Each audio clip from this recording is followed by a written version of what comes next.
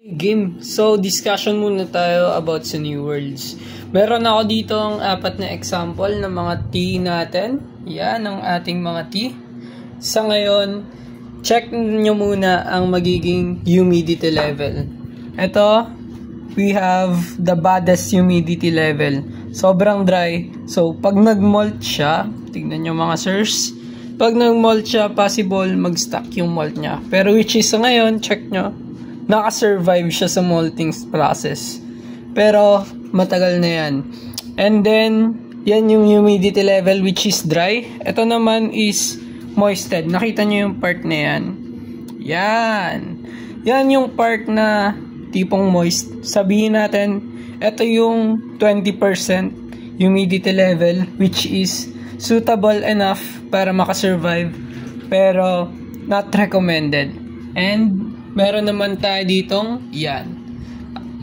Albo Honduran, 40% humidity level, nakita nyo yan, which is good enough para makasurvive ang mga New Worlds natin. Diyan nyo nakikita yan. And then, meron naman tayo ditong yan, 60 to 70% humidity level. Para sa akin mga sirs, ito yung pinaka best para sa akin. And ito, yan dalawa, pero ito dry and minimal moist is not recommended para sa akin. So, tignan nyo mga sirs, yan, kitang-kita yung mga kulay nila. At ito looks like pamalt na ata to or hindi to eh. Makikita nyo naman kung gaano kabilis yung magmumalt na if black na yung exoskeleton nila eh.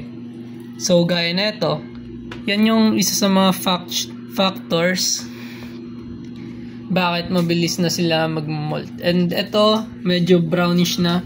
And watch out for the abdomen kasi ang mga abdomens is isa sa sign ng mga molting process natin. So, close na natin sila.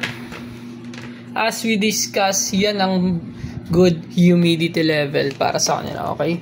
Wala pa silang water dish sa ngayon pero pepestuhan natin kasi mga bagong dating pa lang. Close na natin. At dyan nagtatapos ang ating tutorial sa mga humidity levels.